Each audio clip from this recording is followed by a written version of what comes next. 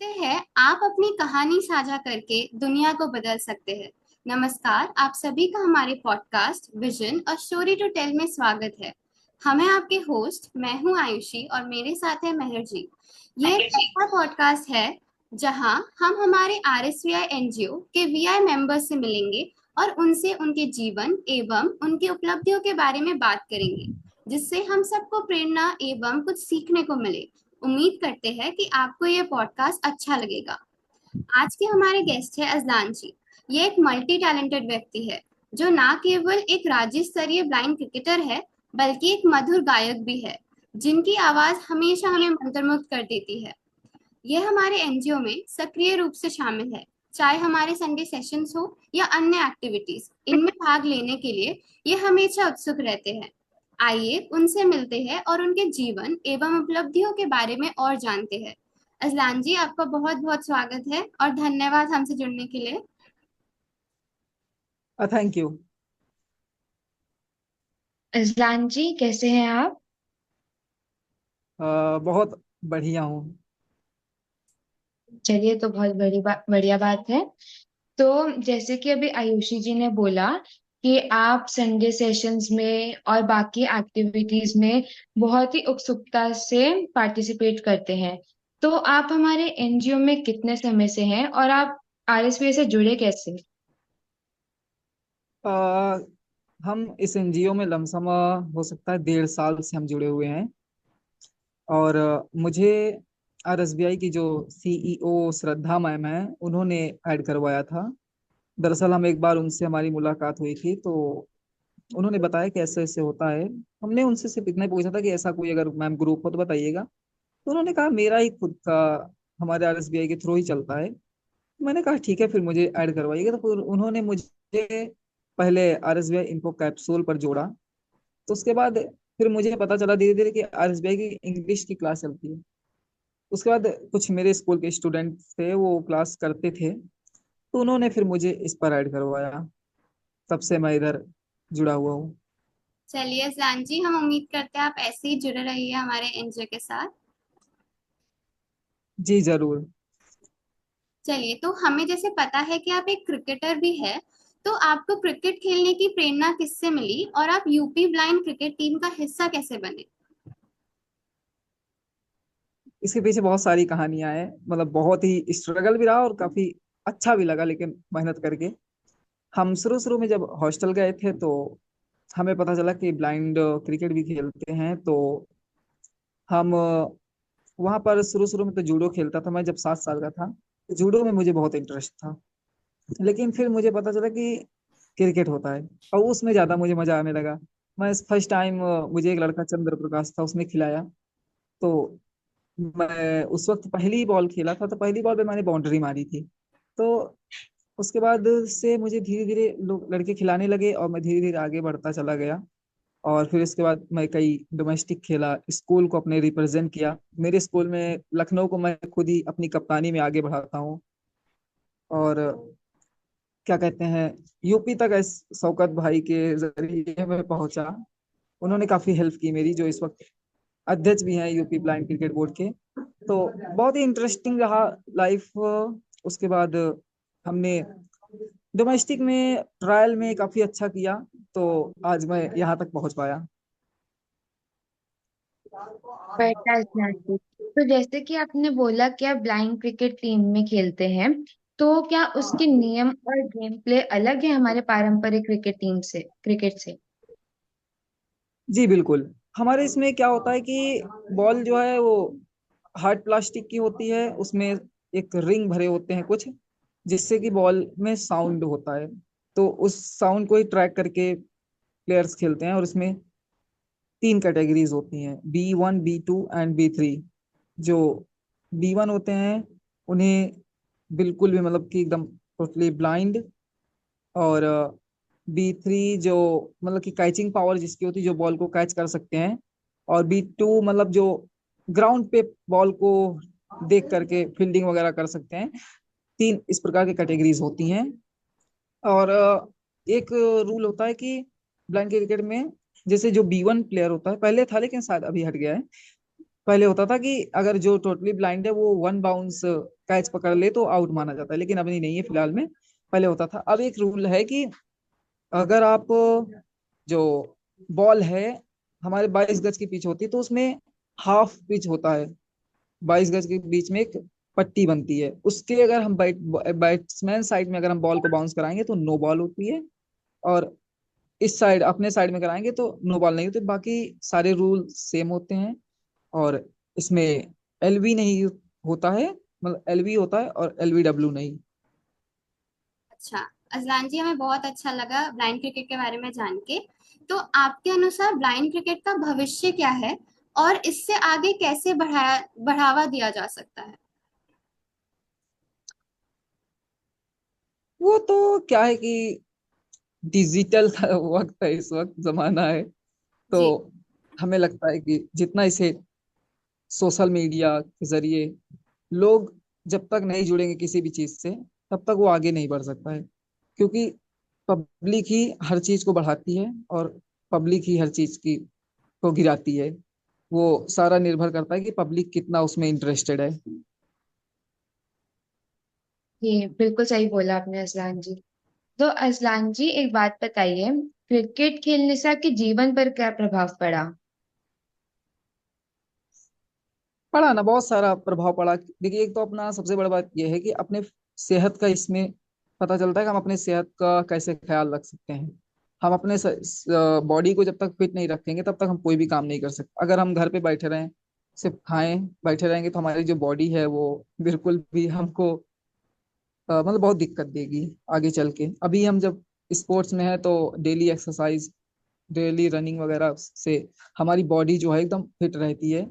ये भी सीखने को मिलता है। फिर हमें कूल और काम कैसे रखना है अपने माइंड को, स्पोर्ट्स हमें कई चीज सिखाती है। और टीम वर्क जो है सबसे मेन चीज जो इसमें है, वो सब बात है कि टीम वर्क कैसे हम काम कर सकते हैं।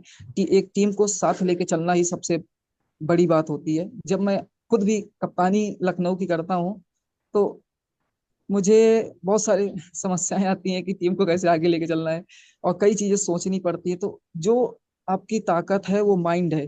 आप प्रेजेंट टाइम में कितनी तेजी से सोच सकते हैं, कितना आपका माइंड की ताकत है कि आप माइंड मतलब कि गेम को रीड करते हैं। सबसे बड़ी बात ये सीखने को मिलती है हमें स्पोर्ट्स से, कोई भी स्पोर्ट हो वो। जी अजलान जी, ये जान के हमें बहुत अच्छा लगा। और जैसे आपने टीम वर्क की बात की, वो तो बहुत जरूरी है जिंदगी में। चलिए, तो अजलान जी, जैसे कि हमें पता है कि आप अन्य व्यक्तियों को और अपने दोस्तों को भी क्रिकेट सिखाते हैं, तो आपको उन्हें क्रिकेट सिखाने के लिए किस बात ने प्रेरित किया? देखिए क्या है कि मुझे पता है कि हर जैसे एक पारंपरिक क्रिकेट में बहुत सारे प्लेयर्स होते हैं, आगे चल के वो कोच बनते हैं। और जो क्रिकेट नहीं भी खेले होते हैं, डोमेस्टिक ही खेले होते हैं, वो भी कोच बनते हैं। बहुत सारी आजकल तो इंस्टीट्यूट खुल रहे हैं कोचिंग स्पोर्ट्स के। तो मुझे लगा कि क्यों ना अगर वो लोग स्पोर्ट्स वहां जा करके सीखते हैं, मुझे लगता मैं अपने साथियों को तो जब मैं खुद आगे बढ़ाऊं तो मैं अपने आप से ले चलूं, उनको आगे बढ़ाऊं। क्यों हम किसी और के पास जाने दें। हम इसीलिए मैंने क्या कहते हैं अपने हॉस्टल में भी और साथियों को मैंने खुद उनको जो टेक्निक्स होती हैं वो बताना मैंने शुरू किया। जी बिल्कुल सही। जब हम ही सिखा सकते हैं तो उनको दूसरों के पास जाने की क्या जरूरत है। जी अरमान जी, जैसे कि हमें पता है कि आप गाते बहुत अच्छा हैं, तो क्या आप हमारे लिसनर्स के लिए गाना गा सकते हैं? जरूर। अ, अभी आज ही मैं एक गाना सुन रहा था। मैं पहले तो कुछ दूसरा ही सोचा था, लेकिन फिर मैंने सोचा कि नहीं, आज ये गाना सही ज्यादा बैठेगा।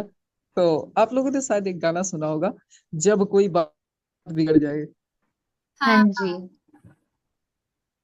तो मैंने सोचा क्यों ना दो लाइन इसी का सुनाया जाए, ज्यादा बेहतर रहेगा। जी असलान जी। अ, जब कोई बात बिगड़ जाए, जब कोई मुश्किल पड़ जाए, तुम देना साथ मेरा ओ हम नवा।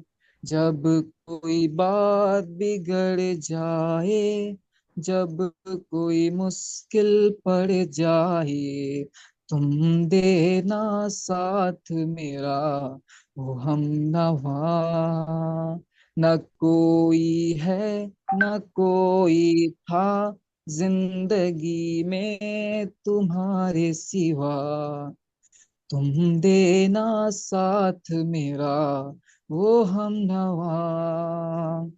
वो चांदनी जब जब रात देता है हर कोई साथ, तुम अगर अंधेरों में ना छोड़ना मेरा हाथ। वो चांदनी जब जब रात देता है हर कोई साथ, तुम अगर अंधेरों में ना छोड़ना मेरा हाथ।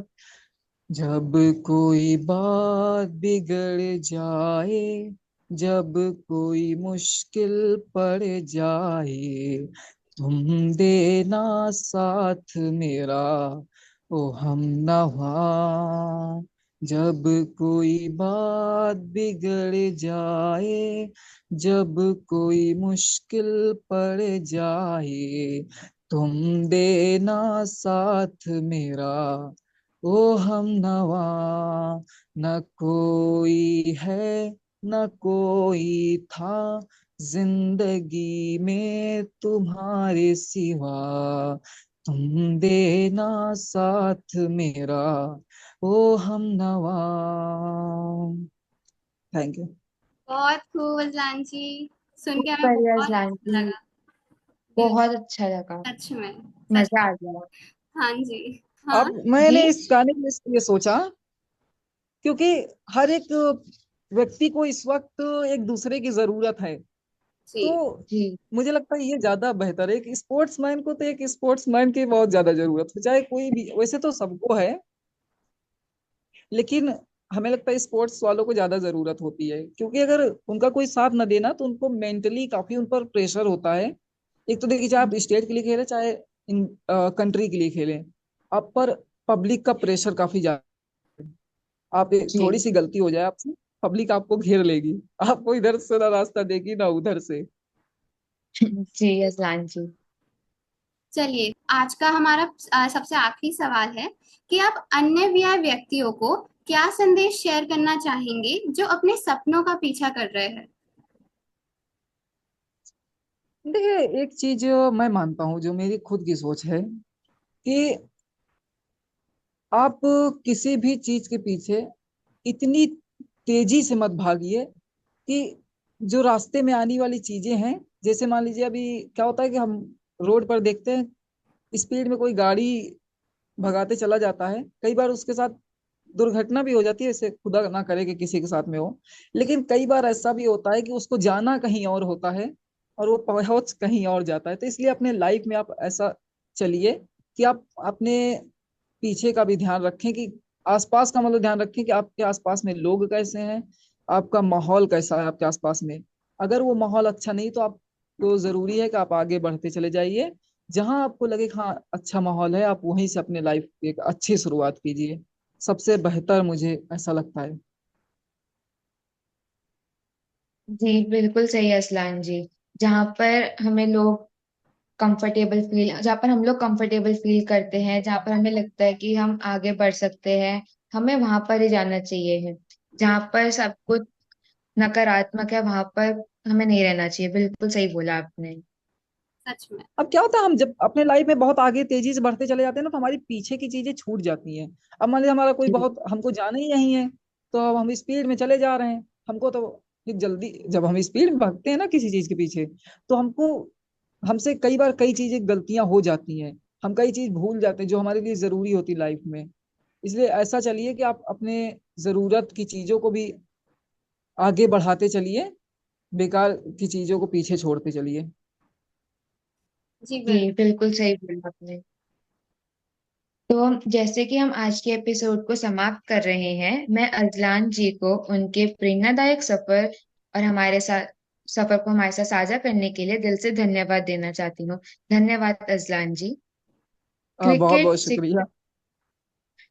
क्रिकेट शिक्षण और संगीत के प्रति आपकी डेडिकेशन प्रेरणादायक है और आपके अनुभवों के बारे में सुनकर बहुत खुशी हुई। क्रिकेट के ये मैदान तो पर ये तो मैं पहले भी ये कहा हूँ, ये आप लोग साइकोलॉजी की टीम जो है ना, उसका काफी बड़ा योगदान रहा है हमारे मेंटली मुझे मजबूत बनाने में। शुक्रिया धन्यवाद अफसान। अजलान जी। आशा करता हूँ ऐसे ही आगे भी करते रहें। आपको मजा आए हमारा जो हमारे सेशंस होते हैं बिल्कुल। पॉडकास्ट में। क्रिकेट के मैदान पर आपके यादगार क्षणों से लेकर आपका संगीत सुनकर हम मंत्रमुग्ध हो गए। आपकी कहानी धैर्य और जुनून की मिसाल है। अजलान जी, हमारे विदा होने से पहले क्या आप लिसनर्स के लिए कोई अंतिम विचार या सलाह साझा करना चाहेंगे जो शायद आपके नक्शे कदम पर चलना चाहते हो? नहीं, ऐसा है कि मैंने जो खुद अपने लाइफ में फेस किया है कि कभी भी कठिन परिस्थिति से हमें भागना नहीं चाहिए, बल्कि कोशिश करनी चाहिए कि हम उसी कठिन परिस्थिति में रह करके उसका कोई बढ़िया सा सॉल्व करें। मतलब कि एक कह सकते हैं कि कठिन परिस्थिति को हम कैसे हरा सकते हैं और अपने लाइफ को हम कैसे बेहतर बना सकते हैं, सबसे खास चीज यही होती है। आप अगर सोचें कि हमारे लाइफ में कठिन समय चल रहा है, हमारा लाइफ इस वक्त अच्छा नहीं चल रहा है, हम सोचें कि यार आज मैं गरीब हूँ, काश मेरे पास बहुत सारे पैसा होते, मैं बहुत अमीर होता तो मैं ये करता वो करता। ऐसा नहीं सोचना चाहिए। मुझे सोचना चाहिए कि जिसमें मैं हूँ और जो मेरी लाइफ है, शायद खुदा ने इसी हालात में मुझे बनाया है और आगे बहुत अच्छा होगा। मुझे आगे का नहीं सोचना चाहिए, जिसमें है हम उसी में खुदा का शुक्रिया अदा कर सकते हैं। जी बिल्कुल सही बोला अजलान जी आपने। जो हमारे पास है हमें उसमें खुश रहना चाहिए। इन शक्तिशाली शब्दों के लिए धन्यवाद। जो कोई अजलान जी को उनके सफर में फॉलो करना चाहते हैं वो उन्हें LBS अजलान यूट्यूब पर पा सकते हैं। उनके अद्भुत कार्यों में समर्थन देना ना भूलें। हमारे लिसनर्स का आज के एपिसोड को सुनने के लिए धन्यवाद। हमें उम्मीद है कि आप इस एपिसोड का उतना ही आनंद लिया होगा जितना हमने लिया है। हमारे अगले एपिसोड के लिए बने रहे। याद रखें, संकल्प और जुनून के साथ कोई भी चीज असंभव नहीं होती है। तब तक सपने देखते रहें, खेलते रहें और प्रेरित रहें। धन्यवाद। धन्यवाद।